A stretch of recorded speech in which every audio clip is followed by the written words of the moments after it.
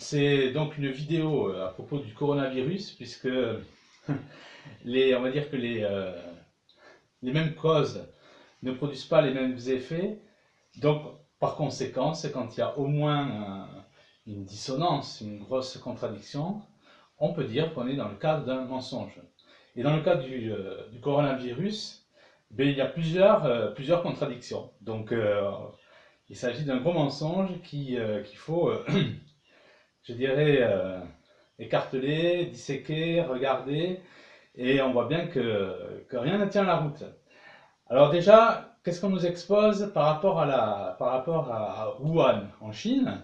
Ben, on nous dit que, enfin, quand on cherche un peu, hein, c'est surtout la communauté chinoise qui parle de ça, qui est en France ou à l'étranger, hors des frontières chinoises, qui dit que voilà, ce sont des gens qui tombent rapidement malades, que l'on met dans des fours. Et donc il y a un tel mouvement de panique que ces personnes sont mises vivantes dans des fours. Alors les fours, on les voit sur des photos, ce sont des fours extrêmement, on va dire, bien équipés, hein, entre guillemets sophistiqués. Et il en faudrait, pour une ville comme Wuhan, pour brûler des centaines de milliers de morts, je dirais il en faudrait des centaines et des centaines. Et comme par hasard, ils sont là. Donc déjà, ça c'est le premier point. On constate des gens qui sont complètement fous, qu'on rafle dans la rue, qu'on fusille dans la rue. Hein. Il y a des images comme ça qui montrent euh, des escadres de gens donc armés qui vont fusiller des personnes qui sont susceptibles d'avoir le virus. Une image qui est atroce, c'est aussi celle d'un chauffeur qui est arrêté au volant de sa voiture. Et donc on lui prend la température, hop, disant qu'il a de la fièvre, et tout de suite on l'embarque menottes aux mains. Enfin bon, c'est un truc, et certainement pour être mis dans, enfin, je ne sais quoi. Enfin, en tout cas, je pense pas qu'il ressort vivant de ce genre d'expérience, c'est complètement atroce. Sur mon site, j'ai mis le témoignage d'un agent secret qui parle pour Wuhan, donc comment je dirais ça, d'un agent extrêmement toxique qui pourrait provoquer des morts quasiment subites. Alors je ne dis pas que tout est exact dans ce qu'il dit, parce qu'il peut raconter des mensonges aussi pour se protéger, mais ce qui est intéressant, c'est qu'il dit, il parle d'une élite, donc il parle du deep state, il parle d'une élite qui est au courant de technologies très avancées.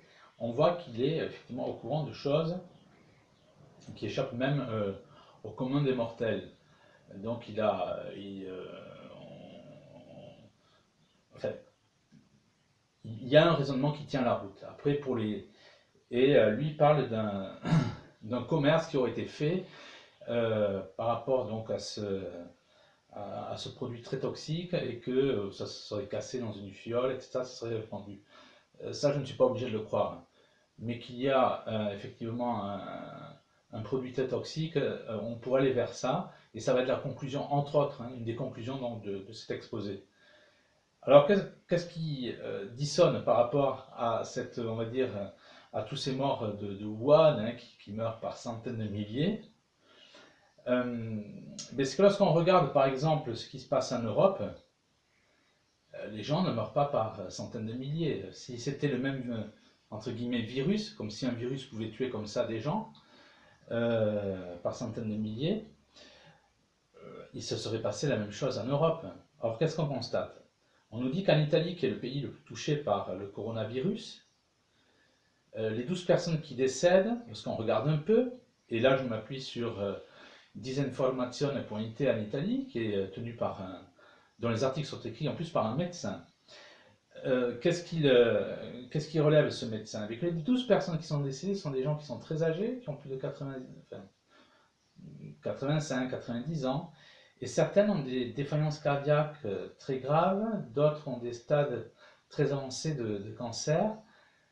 Donc il ne s'agit pas de gens de 20 ans, de 30 ans, de 40 ans, comme ceux que l'on rafle dans les rues de Wuhan. Ce ne sont pas du tout les mêmes. Et la presse aux ordres, on va dire, se garde bien de mentionner ces détails de gens qui ont le coronavirus en Italie et qui sont des gens âgés est extrêmement malade. Et sur mon site, donc, je fais une traduction de l'article de ce médecin, hein. Donc c'est un article qui est bien bordé, où il explique le nom, il donne le nom des gens, le nom des hôpitaux où ils décèdent, et la cause, enfin la maladie qu'ils ont. Et tout ça, je l'ai mis sur mon site. Sous un article qui s'appelle Coronavirus, le mensonge inoffensif, le mensonge inoffensif. Ça, c'est le premier point. Le deuxième point, c'est qu'on constate que le mercredi 26 février, à Lyon, il y a un match de foot, alors que l'Italie est le pays, soi-disant, le plus touché par le coronavirus. C'est un match de foot international qui oppose Lyon à la Juventus de Turin. Il doit y avoir 50 000 spectateurs. Et sur 50 000 spectateurs, il y a 3 000 spectateurs qui sont des spectateurs italiens. Et là, on n'interdit pas le match. C'est risible. C'est des mensonges comme on les avait en Union soviétique. C'est exactement pareil. Les gens qui nous dirigent sont incompétents et débiles. C'est les mensonges qu'ils diffusent sont, si la situation n'était pas grave, aussi grave qu'elle est, on voit qu'on a affaire à des gens qui sont incompétents. Mais d'une manière, ce sont des gens qui pourraient servir, enfin, qui auraient pu servir de ministre sous Ceausescu et que sais-je, encore je ne parle pas du pire.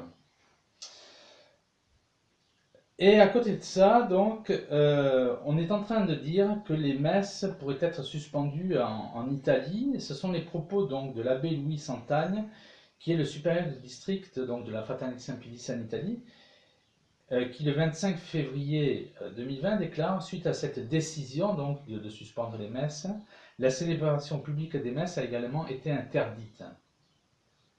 Donc on voit à qui on s'attaque. Quand on a un peu le souvenir de certaines lectures, comme celle de Spirago sur l'Antéchrist, l'Antéchrist voudra interdire les messes. C'est quand même intéressant. C'est un détail qui n'en est pas un. Et il ajoute donc, l'abbé Louis Santagne, qui est supérieur du district d'Italie pour la Fraternité Saint-Pédis, que les marchés, les centres commerciaux, les centres sportifs restent ouverts. Il fait le même constat que moi. Et encore, donc là, c'est la veille du match de foot. Ce qu'il aurait dit pour le 26 février, où il y avait 3000 spectateurs italiens, pays où le coronavirus est le plus développé, je dirais. Les évêques allemands disent, les évêques modernistes, qui n'en manquent pas une, hein, on le sait bien que les modernistes n'en manquent pas une, disent qu'il va falloir interdire la communion dans la bouche. Mais il y relève rien d'autre, bien entendu. On sait très bien que ce sont des collabos. Hein. Et donc voilà les premiers points de dissonance. Et les autres points de dissonance, c'est que le coronavirus, c'est déjà, il suffit de lire, hein, annoncé dans un livre de science-fiction qui s'appelle The Rise of Darkness de Dean Koontz en 1981. Et donc Dean Koontz, qui est un auteur de science-fiction, paraît-il, je dis paraît-il parce qu'il peut être informé comme l'avait été George Orwell lorsqu'il a écrit 1984. George Orwell, on sait très bien qu'il n'a rien inventé, il était dans la supramaçonnerie, hein, et là il faut lire mes livres sur la supramaçonnerie. Alors Dean Koontz, qui a comme nom, entre autres, Aaron Wolf, David Axton, ce sont ses pseudos, parce qu'il est auteur de plusieurs livres, il parle de la vie de Wuhan, en 1981, et d'un grand virus qui va toucher les poumons, les bronches, et qui va se répandre partout dans le monde. C'est exactement comme Anne McCaffrey, quand elle écrit en 1968 Le vol du dragon, elle parle de fils en feu qui tomberaient du ciel. En fait, elle fait une description des chemtrails. C'est marrant tout ça. Hein. Et là aussi, je vais en reparler dans ma conclusion, parce que ce sont des détails très importants. Alors, ce qu'on constate, c'est qu'il n'y a pas de virus, hein, bien entendu, pour tuer l'humanité, au grand drame, on va dire, des recherches très avancées des Illuminati, de l'élite sataniste mondiale qui nous dirige et qui a à sa botte tous les lécheurs de dos des républiques. Ils n'ont pas de virus pour tuer l'humanité. Donc ce qui s'est passé à Wuhan, ce n'est pas un virus, c'est certainement ce que décrit cet agent, on va dire, des services secrets donc chinois, Si tel est le cas, il parle d'un produit extrêmement toxique, voilà, qui aurait été répandu, d'après moi c'était répandu exprès, pas accidentellement, pour tuer des gens. Alors on le voit que les virus au grand malheur de cette masse, enfin de cette élite Illuminati, pardon, il n'y a pas de virus encore, on va dire, pour tuer l'humanité. Et on le voit parce que c'est le rêve de certains, hein, comme le prince Philippe qui déclare donc à la Deutsche Presseagentur, la DPA, en août 1988, si j'étais réincarné, j'aimerais l'être sous la forme d'un virus mortel afin de contribuer à résoudre le problème de la surpopulation. Je le dis toujours, la surpopulation n'existe pas, c'est un mensonge. Seulement 1% des terres sont habitées. C'est un mensonge, une fois de plus, comme le mensonge du réchauffement climatique. Donc on voit que c'est un rêve de la part d'un membre Illuminati. Dans un livre d'un auteur israélien que l'on retrouve dans Le Monde, dans la grande presse, qui s'appelle Yuval Noah Harari, qui habite en Israël bien sûr, dans un livre qui s'appelle Sapiens, une brève histoire de l'humanité, il écrit: d'ici 40 ans, une partie des emplois humains seront assurés par l'intelligence artificielle et la question politique du XXIe siècle sera en effet qu'allons-nous faire de ces agents inutiles, c'est-à-dire des goïms qui servent à rien. On le voit, ils sont embêtés, tout simplement, ils ne veulent pas en donner la raison parce que même s'il se passe des informations un peu comme un professeur de piano qui ferait des choses illégales, vous voyez, qui habiterait à l'étranger passerait donc des messages codés via des notes de piano, mais ils le font avec des bouquins, entre autres. Voilà, mais ils ne peuvent pas. Voilà, il se passe des informations, mais ils ne peuvent pas tout dire parce que les goïms, ils s'en méfient quand même un minimum. Et ce qu'ils ne veulent pas dire, c'est quoi? C'est que les pierres d'Elberton qu'on trouve en Géorgie, d'ailleurs, je vous incite à les regarder sur Internet, qui sont maintenant taguées, parce que les gens se réveillent. Les pierres d'Elberton parlent d'une diminution de la population à 500 millions d'humains. Pourquoi? Ben, c'est un monde un peu comme on le retrouve à Hunger Games, hein, ce film donc de science-fiction, mais encore une fois qui n'en est pas un, où on veut réduire la population mondiale parce qu'il est plus facile d'avoir 500 millions de gens à surveiller que 9 milliards, si tant est qu'on est 9 milliards, encore une fois. Hein. Parce qu'on peut douter aussi des chiffres officiels. Alors, voilà où est-ce que nous en sommes. Ils n'ont pas de virus pour disséminer la planète entière. Ensuite, qu'est-ce qu'on en voit? Alors que sur mon site, donc Profiter Catholica, je mets la photo du brevet qui est sorti il y a 4 ans, hein, c'est clair, il est marqué vaccin coronavirus, c'est un brevet contre le coronavirus, un vaccin qui est sorti il y a 4 ans, qui a été déposé dans les instances européennes. Et il y a la photo de ça. Mais maintenant, on est en train de nous dire que d'ici 90 jours, alors c'est annoncé, c'est repris hein, par Valeurs Actuelles en Allemagne, c'est repris par l'hebdomadaire Bild ou Das Bild. Et alors le meilleur, c'est Valeurs Actuelles. Et eux, qu'est-ce qu'ils annoncent?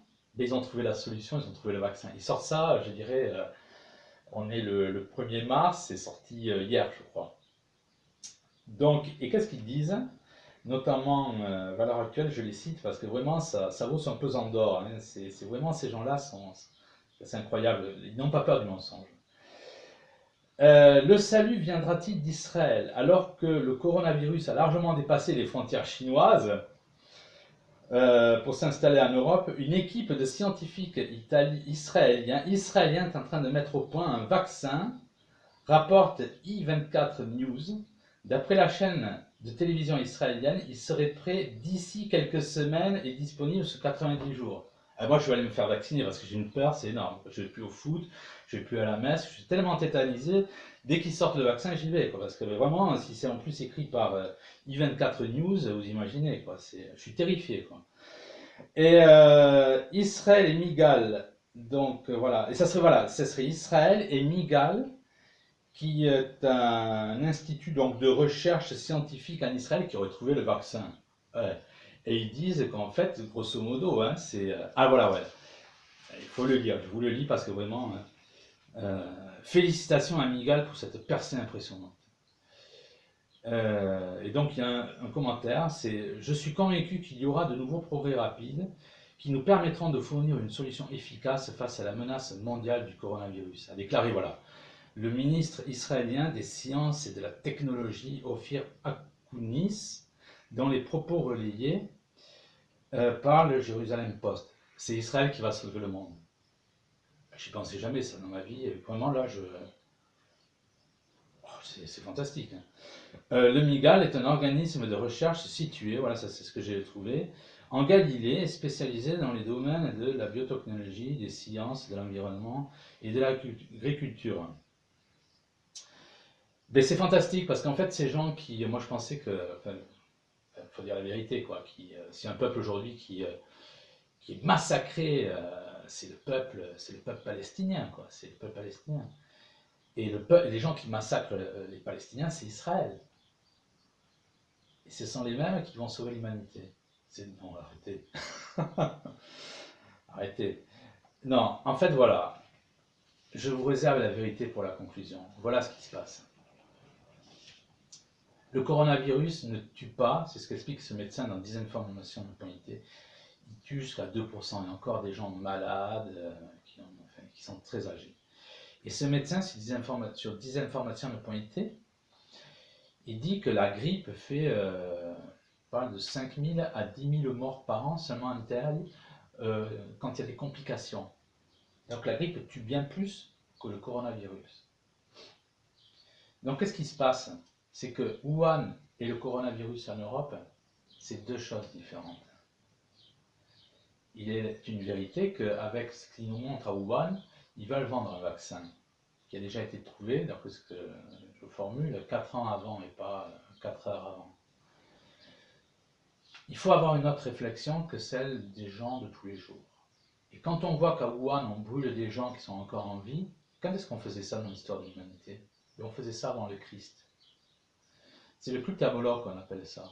Comme par hasard, vous avez des centaines de fours, pour ne pas parler des milliers de fours, qui sont là pour incinérer. Comme par hasard, on arrive à produire des fours à Wuhan pour incinérer des gens vivants en plus, hein, et qu'on rafle aussi dans la rue, sur qui on tire, etc.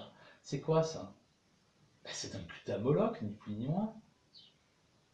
C'est exactement ce qui s'est passé il y a 2000 ans. Et là où il faut avoir une intelligence donc, pour comprendre, en dehors de Monsieur Tout-le-Monde, hein, Monsieur Tout-le-Monde, c'est aussi Monsieur Tout-le-Monde qui lit Le Monde ou Le Figaro. Hein, voilà. Il n'y a pas plus idiot que cet Homo sapiens dit civilisé. C'est une messe noire qui est télévisée, comme vous l'avez eu avec le 22 novembre 1963 où Kennedy est mort sur la première place de Dallas qui avait accueilli la place donc, qui avait accueilli la première loge maçonnique sur le 33e parallèle nord. Le fait de filmer tout ça, c'est de faire participer le monde à un événement. Et cet événement, c'est quoi? C'est un sacrifice qui se passe quelque part. C'est une messe noire télévisée, ni plus ni moins, où le monde entier ajoute en plus un égrégore, c'est-à-dire un sentiment de peur, donc qui vient se greffer là-dedans. On est dans une mentalité qui est purement sataniste. Et le fait de montrer ça par rapport à Dean Koontz, alias Aaron Wolf, David Axton, etc., on voit qu'il y a un calendrier. On voit tout simplement qu'il y a un calendrier, tout comme on le voit avec la correspondance en 1871 entre des Illuminati, des Carbonari, Mazzini et le général sudiste Pike, qui est un grand sataniste. Ils disent qu'il faudra 3 guerres mondiales, déjà en 1871. C'est-à-dire que ces gens-là prennent leur ordre. C'est pas Laurent Beuzy qui dit ça.